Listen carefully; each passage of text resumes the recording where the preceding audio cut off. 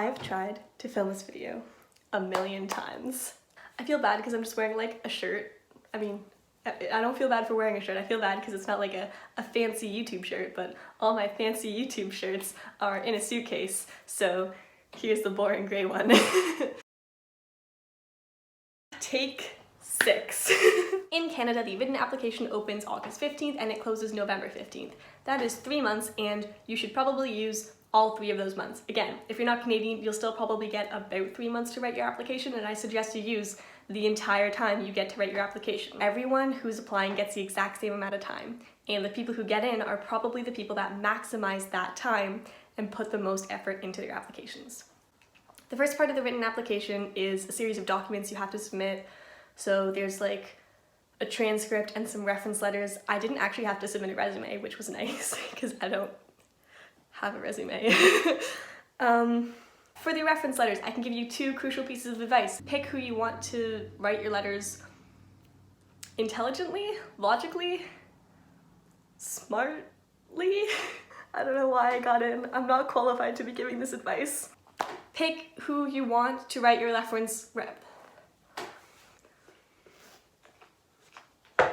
Pick who you want to write your reference letters and make the decisions off of logic and not just, oh, I like them and they like me. Make sure that they're going to write a good reference letter, make sure that they do like you, and make sure that they provide insight on you that other people who are writing reference letters don't, if that makes sense. If you get the chance to submit 3 reference letters, you're gonna want each of those reference letters to say something a little bit different about you.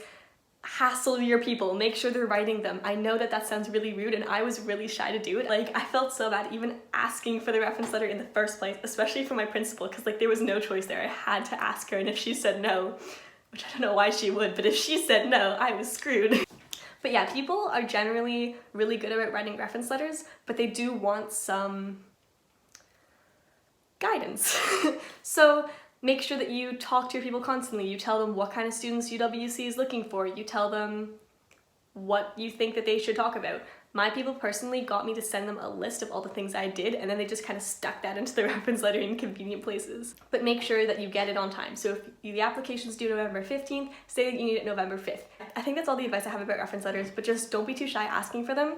Be confident, they'll be cool with it. If it's someone that you chose, you probably chose them because you know that they're gonna write a good one about you and they wanna see you succeed. God, I've been filming for 7 minutes. It's probably, hopefully not 7 minutes in this video, but I've been filming for 7 minutes. And I've just now gotten to the question answering part of this. This is why I split the video into 2 parts. The next part of the written application is the written application itself. So there's 4 types of questions. There's the basic questions, the short answer questions, the long answer questions, and then 2 like other questions. So the basic information questions is like, what's your name? How old are you? What's your gender? Who's your parents? What school do you go to? All that stuff, do that first.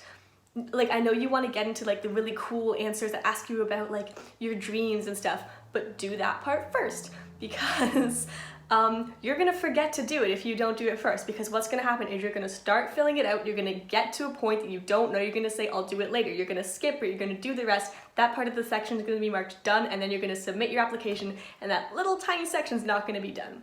And you know why I say that? Because that's what happened to me. I missed an entire section about school information, submitted my application, and then panicked. And I emailed them like 2 minutes after I'd submitted it, and I was like, oh my god, I forgot to submit this part, I'm really, really sorry. It turned out well. I'm going to Japan, but just don't give yourself the added stress. Make sure that you check over your work and make sure if there's a question that you can answer, Google the answer and put it into the form. Get that stuff out of the way and you'll be done like 25% of the application really, really quickly. The next part is the short answer questions. So I don't actually remember a lot of the short answer questions. I know there were short answer questions, but the ones I remember was they made me break down a typical week. So there was like 1 question for each day of the week. And then they made me choose 3 of the activities that I talked about and go into more detail. And when I say more detail, I mean like 75 words of detail. That's not a lot of detail. So avoid cliches at all costs. I know you've probably heard this a lot, but I'm gonna try to say this in a way that makes it not a cliche piece of advice. If you only have 75 words to get your point across, don't say things that they can assume. I could say, I really enjoyed doing this activity because it pushed me beyond my comfort zone and I talked to new people and I really grew as a person and as a leader. That could be about anything. That could be about horseback riding. That could be about student council. That could be about murder, right? Like, you really need to focus on the specifics of this activity. And that doesn't mean you can't talk about that stuff, but say the why instead of the what. You can still talk about leadership, cooperation, pushing your boundaries, but don't just say that it did that. Instead of saying it helped me grow as a leader, say this exposed me to a different kind of leadership. And that just like, it doesn't seem like a big difference, but it looks good when they're reading a million applications that say the exact same thing and then they finally see something different. Next was the long questions. And the long questions I remember are, what are your plans after high school? Why do you want to go to UWC? What's your proudest achievement? Tell us about a mistake you made and how you learned from it. And what's the biggest problem facing your city and how do you propose to change it? So that gives you some kind of context on the kind of questions they're asking. So my advice for you for those is to persevere and edit your answers. And just like I said last time, be unique, be true to yourself. Don't tell them what you think they want to hear, especially when it comes to like, why do you want to go to UWC, which they're probably going to ask in every country to every person.